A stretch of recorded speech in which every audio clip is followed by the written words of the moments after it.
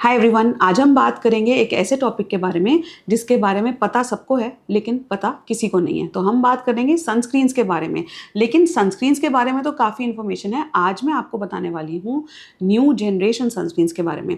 और उससे पहले मैं जल्दी से बता देती हूँ कि हमें अभी तक क्या क्या इन्फॉर्मेशन है सनस्क्रीन्स के बारे में। तो सनस्क्रीन लगाना ज़रूरी इसलिए है क्योंकि सन की रेडिएशंस UVA, UVB और UVC के फॉर्म में हमारी स्किन पे पड़ती है। उससे हमारी स्किन डैमेज होती है। UVA रेडिएशंस अगर स्किन को डैमेज करेंगी तो प्रीमेच्योर एजिंग हो जाती है। UVB रेडिएशन स्किन को जब डैमेज करती हैं तो टैनिंग हो जाएगी, पिगमेंटेशन हो जाएगी, सनबर्न हो जाएगा। और UVC रेडिएशन से स्किन कैंसर्स होते हैं।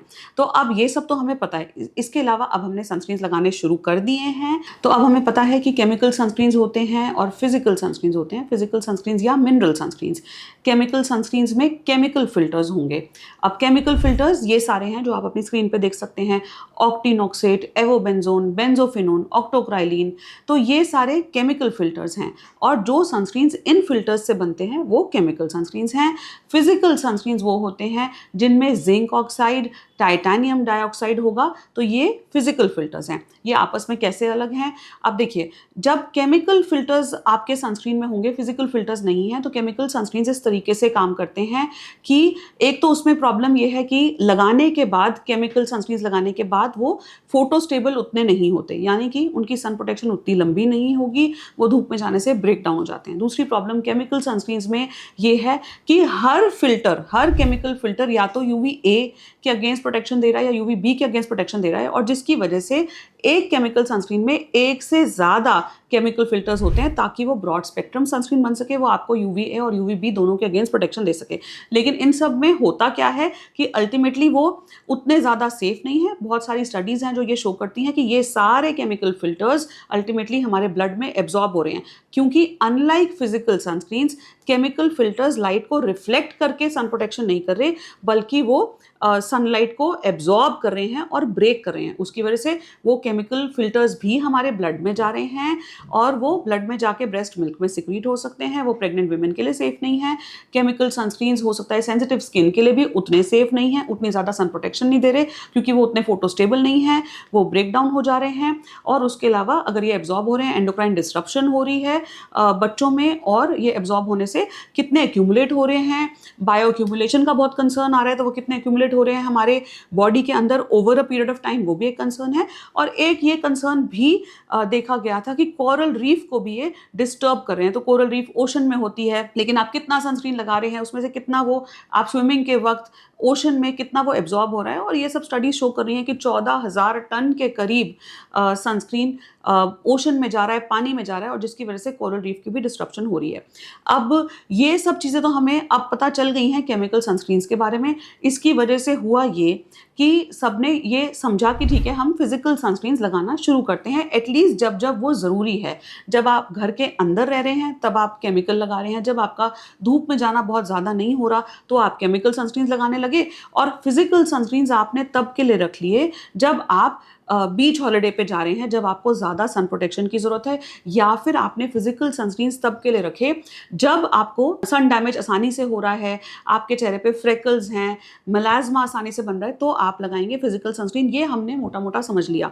अब फिजिकल सनस्क्रीन्स की ऑब्वियसली अच्छी बात ये है कि ये सनलाइट को रिफ्लेक्ट करके हमारे स्किन को प्रोटेक्ट करते हैं, एब्जॉर्ब हो नहीं रहे हैं, ज़्यादा फोटो स्टेबल हैं, और ये एब्जॉर्ब नहीं हो रहे, उसकी वजह से ये प्रेगनेंसी में सेफ हैं, लैक्टेशन में सेफ हैं।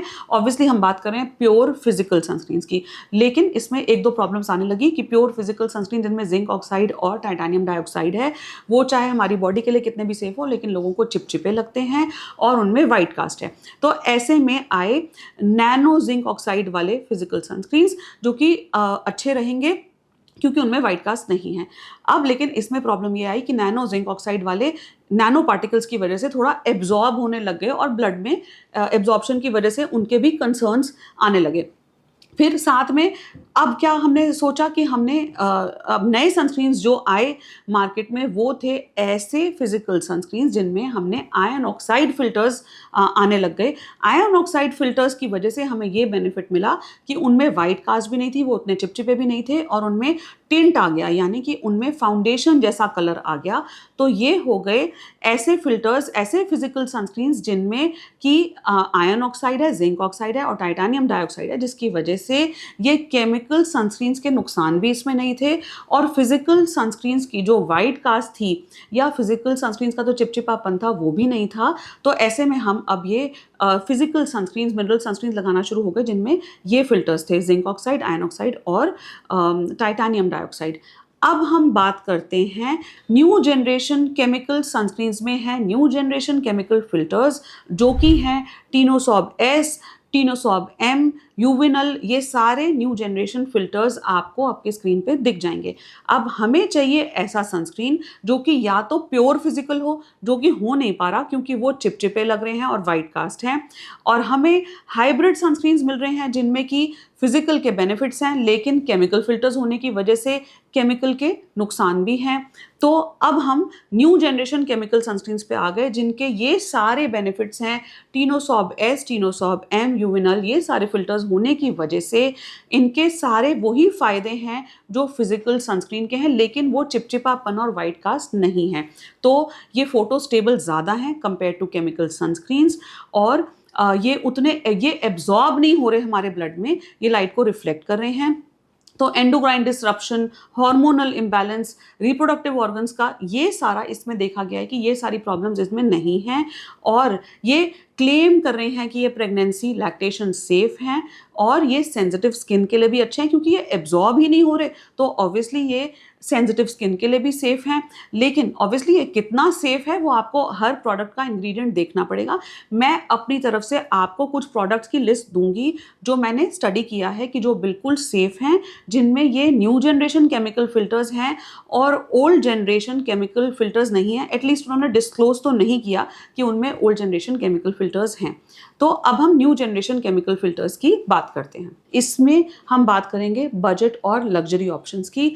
बजट सनस्क्रीन्स की बात करें तो फॉक्सटेल का एक ये वाला ब्रांड है जो आप स्क्रीन पे देख सकते हैं, जिनमें न्यू जनरेशन केमिकल फिल्टर्स ऐसा ये क्लेम कर रहे हैं। और मिनिमलिस्ट, क्योंकि मिनिमलिस्ट के भी बहुत सारे सनस्क्रीन्स आते हैं, तो न्यू जनरेशन केमिकल सनस्क्रीन के साथ ये एक ब्रांड आप मिनिमलिस्ट का स्क्रीन पे देख सकते हैं। ये है जिनमें न्यू जनरेशन केमिकल सनस्क्रीन्स हैं और ओल्ड केमिकल फिल्टर्स नहीं हैं। इसके अलावा अब हम बात करते हैं कुछ लग्जरी ऑप्शंस की। इसमें बायोडर्मा का ये एक सनस्क्रीन आप देख सकते हैं जिसमें न्यू जनरेशन केमिकल फिल्टर्स हैं और ओल्ड जनरेशन केमिकल फिल्टर्स नहीं हैं। और हीलियो केयर का भी ये जेल ऑयल फ्री सनस्क्रीन जो आप स्क्रीन पे देख रहे हैं, इनमें भी न्यू जनरेशन केमिकल फिल्टर्स हैं और ओल्ड केमिकल फिल्टर्स नहीं हैं। तो एक तरीके से हमें ओल्ड केमिकल फिल्टर्स के नुकसान नहीं मिलेंगे और न्यू जनरेशन केमिकल फिल्टर्स के फ़ायदे मिलेंगे। अब हम बात करते हैं कि क्यों बहुत ज़्यादा न्यू जनरेशन केमिकल सनस्क्रीन्स के बारे में चर्चा नहीं हो रही, क्यों बहुत सारे ब्यूटी इन्फ्लुएंसर्स या डर्माटोलॉजिस्ट इसके बारे में बात नहीं कर रहे। वो इसलिए क्योंकि ये filters, new generation chemical filters, Asian और यूरोपियन कंट्रीज़ में अप्रूव्ड हैं, लेकिन अभी भी ये US FDA अप्रूव नहीं है। तो इसलिए अगर आप कोई भी सनस्क्रीन खरीदें तो आप लेबल पढ़ के खरीदें। अगर सनस्क्रीन से रिलेटेड या स्किन और हेयर से रिलेटेड आपकी कोई भी और क्वेश्चंस हो तो कमेंट सेक्शन में कमेंट करके बताइए। और अगर आपको वीडियो अच्छी लगी तो फ्रेंड्स और फैमिली में से शेयर कीजिए, लाइक और सब्सक्राइब कीजिए। I hope the video was informative. Skin और हेयर के ऐसे और इन्फॉर्मेटिव कंटेंट के लिए आप हमें यूट्यूब और इंस्टाग्राम पे फॉलो कर सकते हैं। हमारा यूट्यूब और इंस्टाग्राम हैंडल है दादू मेडिकल सेंटर और DMC trichology. Thanks for watching.